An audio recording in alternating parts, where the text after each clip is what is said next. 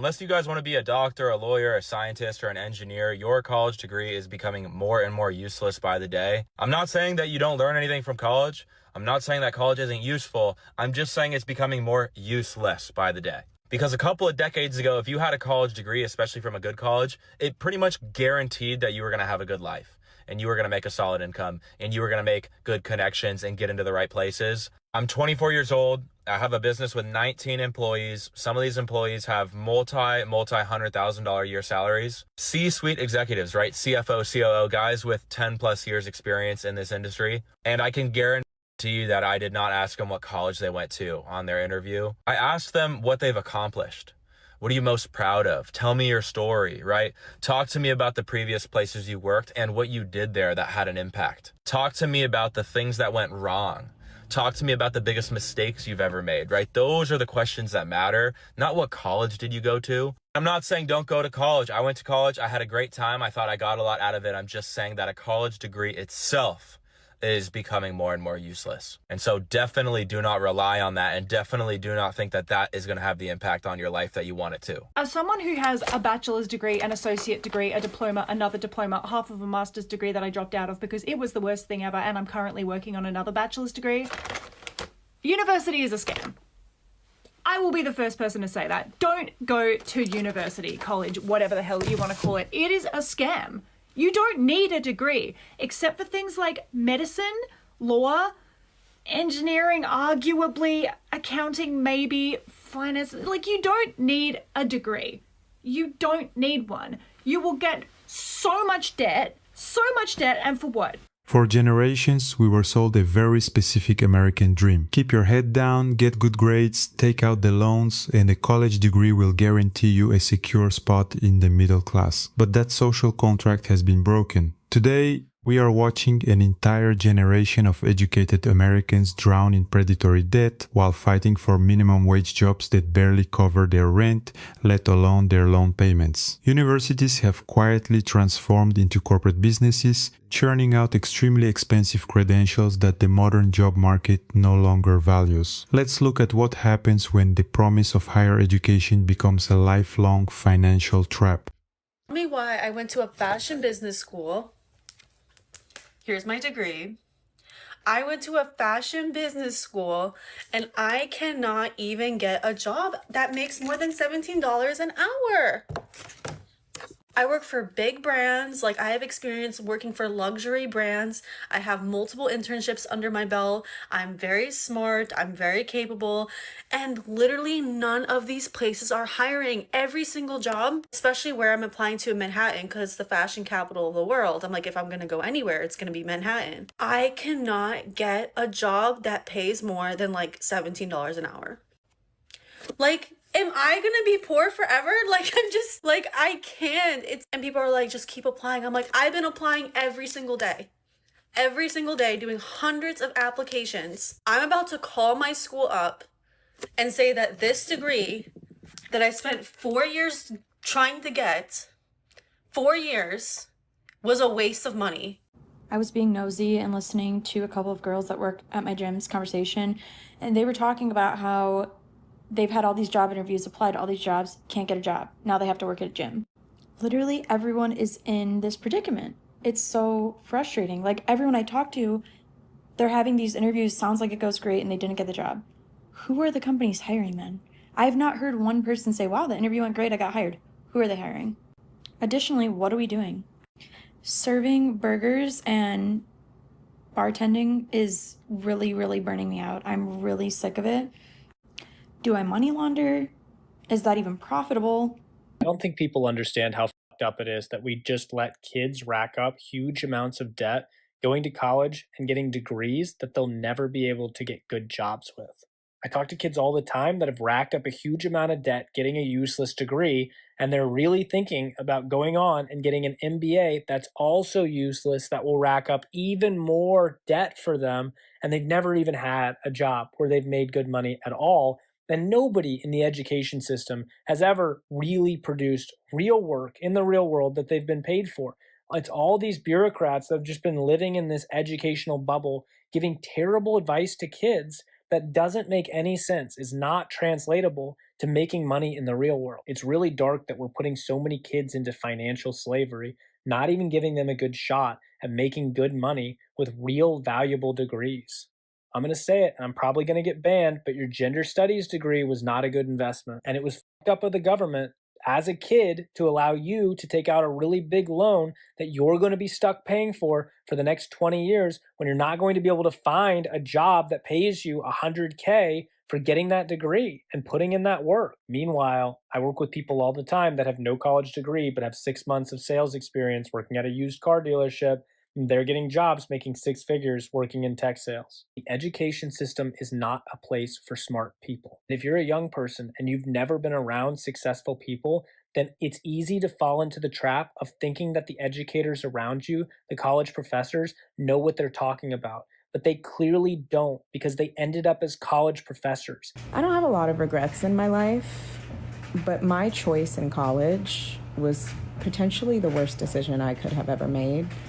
And almost 2 decades later, I am still paying for. Not financially, thankfully. I mean, I was paying for that for a very long time. But socially, romantically, professionally, financially, for a very long time, up until a couple of years ago, it was a huge mistake. And if there's any one decision in my life I could have done differently, it would have been not attending the school that I went to. And I would never tell young people to not go to college. I still think college is very important, but I do think the choice in school that you make is incredibly important. Or if you get somewhere and it is not serving you, baby, transfer, leave. Do not stay in a bad situation. The federal government just decided that if your college degree doesn't earn more than a high school diploma, your program doesn't deserve funding anymore. Starting this summer, entire college programs could lose student loans, Pell Grants, and federal support if their graduates don't clear an earnings bar set by the government. What does that mean? If your degree doesn't make enough money fast enough, Washington says it's worthless. History, literature, fine arts, social sciences, ethnic and gender studies, all on the chopping block. And keep this in mind, this doesn't fix tuition, it doesn't lower student debt, it doesn't stop colleges from overcharging, it just punishes students after they've already enrolled. If you come from money, this barely touches you. If you rely on Pell Grants to survive college, your options just vanished. Supporters call it a return on investment, but education is not a stock portfolio.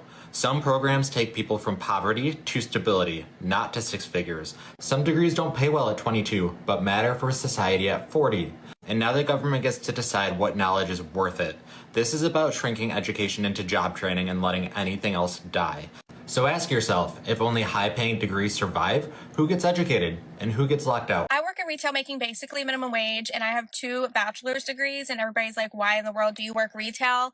Everybody's trying to give me all of this life advice, telling me to go into healthcare, telling me to go into tech, yada, yada, yada. And everybody's like, why in the world do you have 2 degrees and you're not using them? What are your degrees? Like, what's the story there? This is the story of my 2 bachelor degrees that I have that I am currently not really using. I graduated high school in 2014, and when I was in high school, the high school I went to, like, more than 80% of our graduating class went to a 4-year university afterwards, so it was very much pushed to go to college after you graduated. Nobody in my family had ever gone to college before. I was the first one to even graduate high school, so it was like a big deal for me to go to college, and I was super excited. I switched my major so many times, which is a big play in this. Junior year rolls around, I've taken all my gen ed classes, and it's really time for me to figure out what my major is like actually going to be.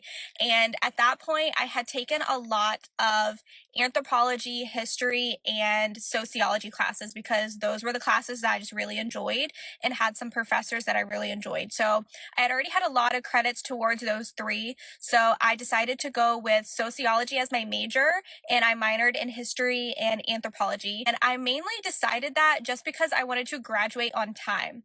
Like, at this point, if I chose a major that wasn't sociology, I was not going to graduate on time, and I was going to have to continue going to school for at least another year and take out even more loans. And I just wanted to be, like, done with school at this point. I loved the classes that I took and everything that I learned, but I knew the career path wasn't necessarily for me. But at this point, I just wanted to graduate. I graduated with a degree in sociology, and I minored in anthropology and history. I didn't have the opportunity to do an internship or any sort of research while I was getting my degree. I had to work a paying job while I was in school, and there were no like paid opportunities for me. So I wasn't able to get any sort of experience in the field anyways. At that point, I had gotten a better retail job. I was making like double minimum wage in North Carolina. I was doing well, like my own apartment. I was living with my boyfriend. I had a decently paying job for North Carolina standards in retail. So I was doing like okay. So I was like, let me just take a break. Like I've been in school for a million years. Let me just take a break and chill for a sec and figure out what I want to do. 2020 hits and of course COVID happens. Everybody and the mother decided to go back to school. Most people went back and did their masters, but I didn't really want to get my master's in anything like sociology related. So as I was looking into it, I found the program through SNHU, and you can get your degree online. It's fully online. And they had a graphic design with a web development option, which I thought that would be really great. Web development, like everybody says to go into tech. So I thought that'd be a really great idea. I was able to transfer a lot of my gen ed credits from my first degree. So I was going to be able to complete my degree in about a year and a half. What I did, it took me about 2 years instead of a year and a half. So at the very end of 2022 is when I graduated with my bachelor's in graphic design and web development from SNHU. I did it fully online.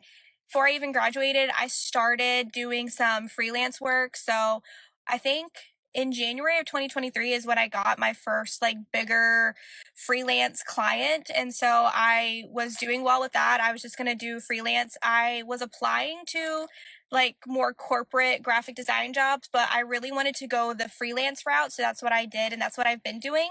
For all of you that are curious, that is the story of my 2 degrees. College isn't worth it anymore. In 2025, anything that involves that much money is not about the product or service. It's about using that product or service as a vehicle to maximize profit. The interest rate on student loans are predatory. You will be in debt for the rest of your life if you take out student loans. But what about the high-paying job you'll get when you graduate? When I graduated with a chemistry degree, I couldn't find anything. I didn't even get hired at the animal shelter I applied to. I eventually got hired at a candle factory making $12 an hour, and my next job was at a spice factory making $15 an hour. That was in 2013, so it was more than what it is right now, but I was not living a comfortable life on that amount of money. So how do you actually get a good job that pays well? In 2025, companies don't care about whether you have a degree or not. They just want someone who can come in and do the job on day one.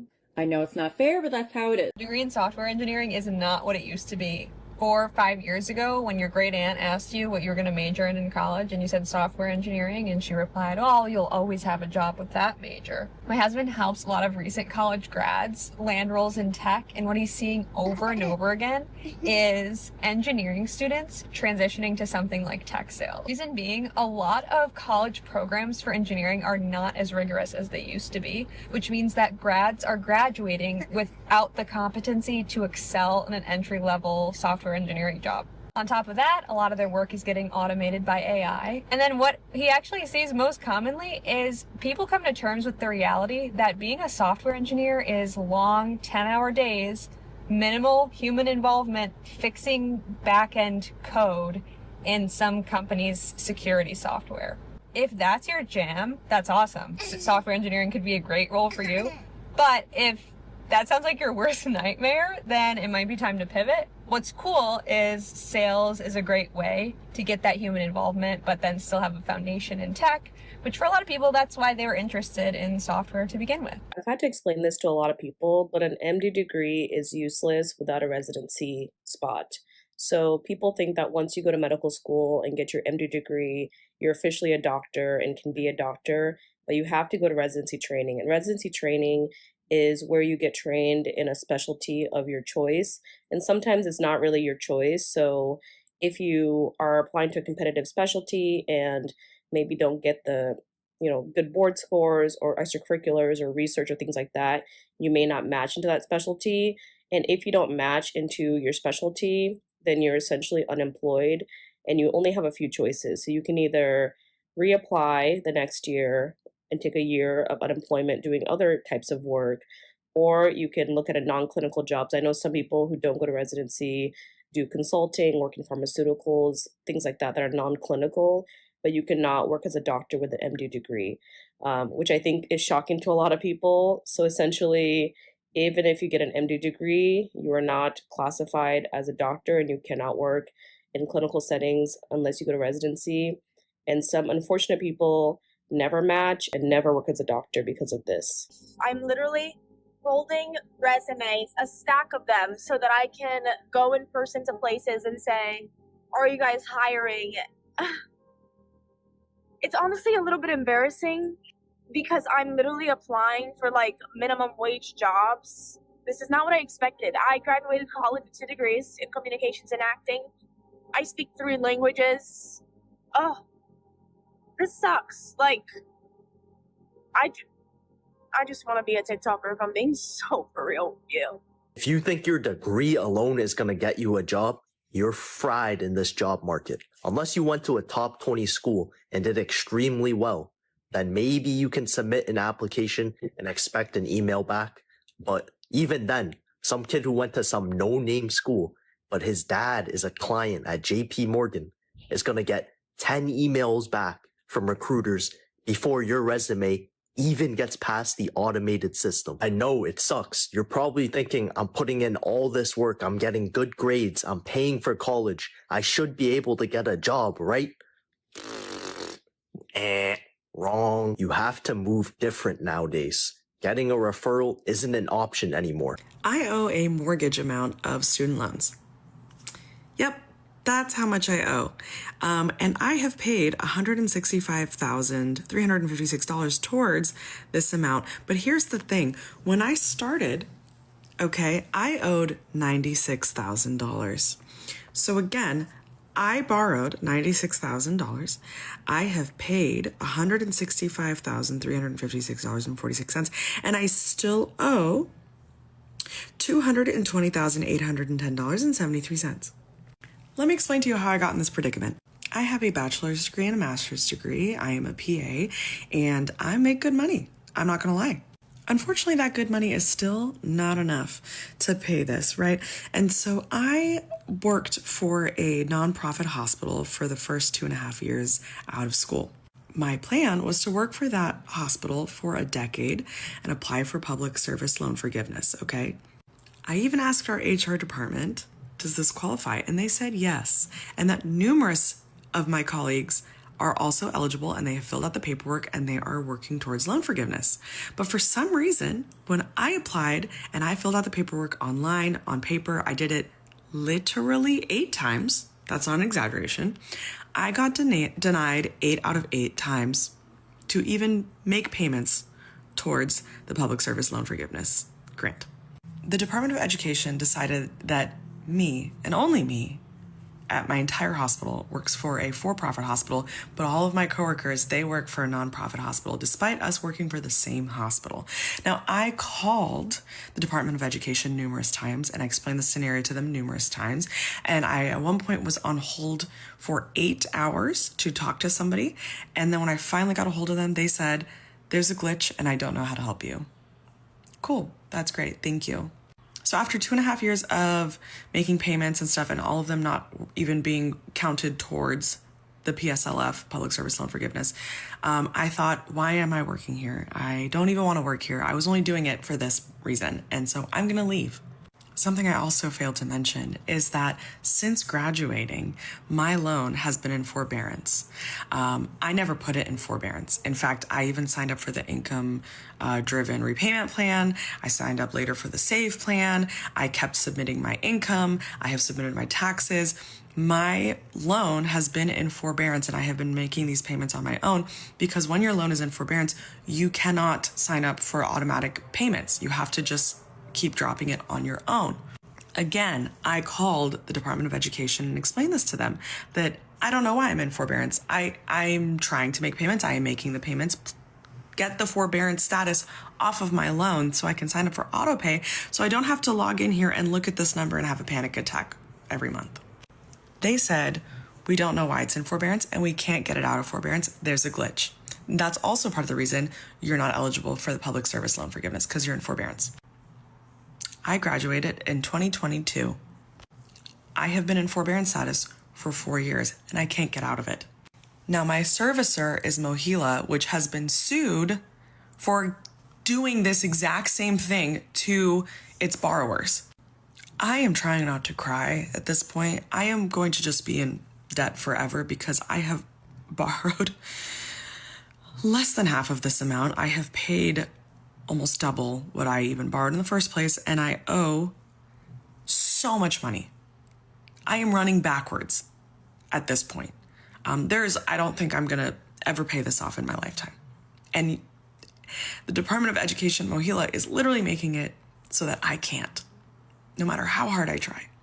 For those of you who say that you shouldn't borrow money or, whatever, if you can't pay it back, and you guys don't believe in loan forgiveness and whatever because we borrowed it, I'm telling you, I want to pay it back. I literally can't. I have paid it back, and then some. I can't do this, and no matter what I do, I'm stuck. And I chose a career where I am a civil servant for the rest of my life. Does this mean I need to be punished like this? Also, if there's some kind of lawyer that knows anything about the whole Mohila lawsuit and can help me out with how to be involved in it and how to, put my name in for somebody who has been in this situation and literally can't get out of forbearance, can't pay it, let me know.